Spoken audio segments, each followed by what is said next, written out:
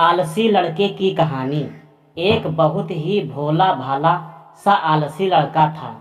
वह कोई काम नहीं करना चाहता था, बस खाना खाता घूमता और सोते रहता था। एक दिन उसे किसी ने बताया कि एक आश्रम है जहाँ पर कुछ नहीं करना पड़ता है और हर दिन 2 समय का खाना और नाश्ता मिलता है। तुम वहाँ जा करके रहो। उस आलसी लड़के ने सोचा कि ये तो बहुत ही बढ़िया है और वह उस आश्रम में जाकर रहने को सोचा। और फिर वह भोला भाला आलसी लड़का अपना सारा संसारी जीवन छोड़कर उस आश्रम में जाकर रहने लगा। आश्रम में गुरुजी रहते थे। वह कुछ समय सबको प्रवचन देते थे। वह आलसी लड़का सुनता था, बाकी समय आराम करता था और फिर भर पेट खाना खाकर सो जाता था। ऐसे ही उस लड़के का दिन गुजरता गया। एक दिन उस आश्रम में कुछ भी नहीं बना। नाश्ते के समय नाश्ता नहीं मिला। उसने सोचा, नाश्ता नहीं मिला है, भोजन तो मिलेगा। अब भोजन के समय भी उसे भोजन नहीं मिला। लड़का दौड़कर गुरु के जी के पास गया और उसने पूछा कि आज भोजन क्यों नहीं बना। गुरु जी ने कहा कि बेटा, आज एकादशी है और जितने भी आश्रम के सदस्य हैं उनका उपवास है और तुम्हारा भी आज उपवास है। आज भोजन नहीं बनेगा। वह लड़का आलसी था और उसे भूख भी बहुत लगता था। उसने गुरुजी से बोला कि मैं आज उपवास नहीं रखूँगा, मुझे भूख लगी है, मैं खाना खाऊंगा। गुरुजी ने बोला, ठीक है, जाओ भंडारे में से सामान लेकर करके आओ और आश्रम में नहीं बाहर ले जाकर बना लो। लेकिन याद रखना, भोजन बनाने के बाद सबसे पहला भोग भगवान को लगाना और फिर तुम प्रसाद पाना।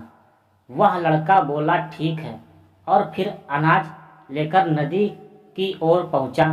भोजन पकाने लगा। तैयार हुआ। उसके बाद कहने लगा कि भगवान श्री राम आइए, पधारिए, भोग लगाइए। अब जब उसे लगा कि भगवान तो आ नहीं रहे तो फिर कहने लगा कि मुझे मालूम है आपको तो अच्छा खाने की आदत है, मैं नहीं बना पाया और मुझे अच्छा भोजन बनाना भी नहीं आता, लेकिन जो भी रूखा सूखा बना है आकर खा लीजिए। भगवान श्री राम उसकी सरलता अब पर बहुत ही प्रसन्न हुए और उस लड़के को दर्शन दिए। उसने देखा कि भगवान श्री राम आए हुए हैं और उनके साथ माता सीता भी आई हुई हैं।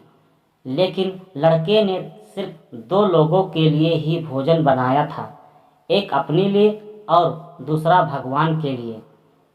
अब क्योंकि भगवान के साथ माता सीता भी आई हुई थी तो उसने उस भोजन को माता सीता और भगवान के सामने ग्रहण करने के लिए रख दिया। भगवान श्री राम और माता सीता ने भोजन किया और उसके बाद जब वह जाने लगे तो वह भोला सा आलसी सा लड़का बोला कि प्रभु, आप आए, दर्शन दिए, बहुत अच्छा लगा। मुझे खाने को कुछ नहीं मिला, लेकिन कोई बात नहीं। लेकिन आपसे एक विनती है कि अगली बार जब आप आएंगे तो कितने लोग आएंगे ये बता दीजिए, ताकि मैं उतने लोगों के लिए भोजन बनाकर रखूँगा। भगवान श्री राम मन ही मन मुस्कुराए और फिर अंतर्ध्यान हो गए।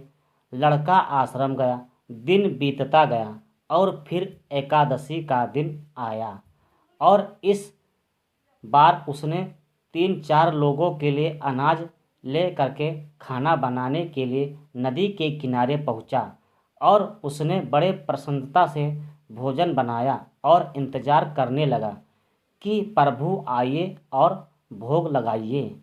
इस बार लड़का देखता है कि भगवान श्री राम पूरा राम दरबार लेकर आए हैं, जैसे माता सीता, लक्ष्मण, भरत, हनुमान जी और सभी लोग आए हैं। लड़के ने 3-4 लोगों का भोजन बनाया था और इस बार भी भोजन कम पड़ गया। लड़के ने निराश होकर भोजन को प्रभु के आगे रख दिया।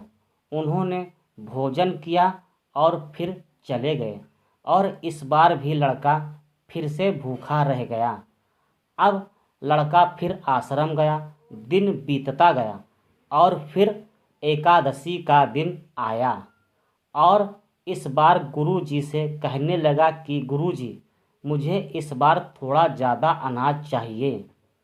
गुरुजी सोचने लगे कि यह इतना सारा अनाज का करता क्या है, कहीं इसे बेच तो नहीं देता। फिर उन्होंने कहा, ठीक है, भूख से परेशान रहता है। लड़के ने कहा कि नहीं गुरुजी, मैं भूख से परेशान नहीं रहता हूँ। प्रभु के साथ बहुत लोग आते हैं, उनको भी तो भोजन कराना पड़ता है। गुरुजी को लगा कि लड़का पागल हो गया है, लेकिन गुरुजी ने सोचा कि चलो एक बार चलकर देखते हैं कि लड़का इस अनाज का क्या करता है। वह भोला सा लड़का अनाज लेकर नदी के किनारे पहुंचा और इस बार भोजन नहीं बनाया। उसने सोचा कि प्रभु हर बार ज़्यादा लोगों को लेकर आते हैं, इस बार वह जितने भी आएंगे खुद बनाकर भोग लगा लेंगे और फिर प्रेम से प्रभु को बुलाने लगा। गुरु जी ये सब छुपकर देख रहे थे कि ये भोजन तो बना नहीं रहा है और प्रभु को बुला रहा है। लेकिन लड़के ने देखा कि इस बार प्रभु के साथ बहुत लोग आए हैं, तो उसने प्रभु के सामने हाथ जोड़कर कहा कि प्रभु माफ़ करना, आप बहुत सारे लोग आते हो, मुझे संख्या पता नहीं होती है और मेरी इतनी हिम्मत नहीं होती है कि मैं इतने सारे लोगों के लिए खाना बनाऊं। आप स्वयं आइए, बनाइए, खाइए और भोग लगाइए। प्रभु मुस्कुराते हैं और अपने साथ आए सभी लोगों के साथ मिलकर भोजन बनाते हैं। गुरुजी ये सब छुपकर देखते हैं और फिर लड़के के पास आकर कहते हैं कि तुम ये क्या कर रहे हो।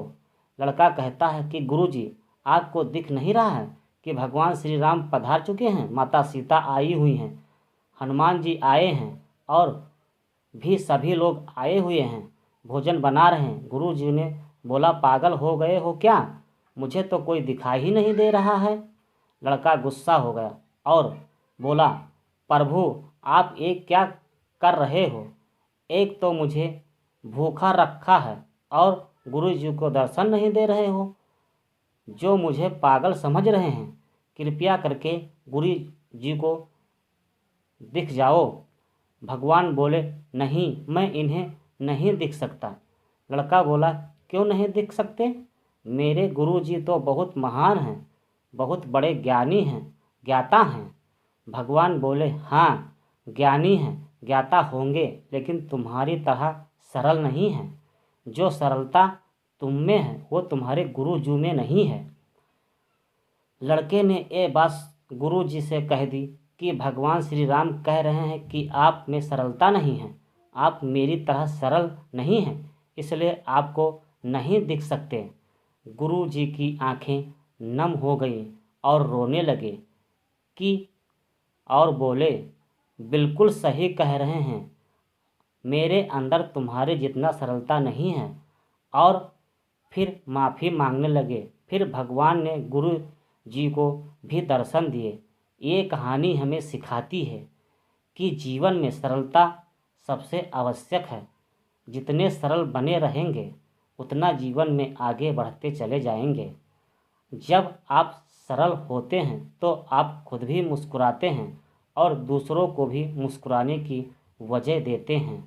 तो दोस्तों, ये कहानी आपको कैसी लगी, अच्छी लगी हो तो लाइक करें, कमेंट करें और सब्सक्राइब ज़रूर करें। हमारी अगली वीडियो पाने के लिए मिलते हैं अगली वीडियो में। तब तक के लिए धन्यवाद।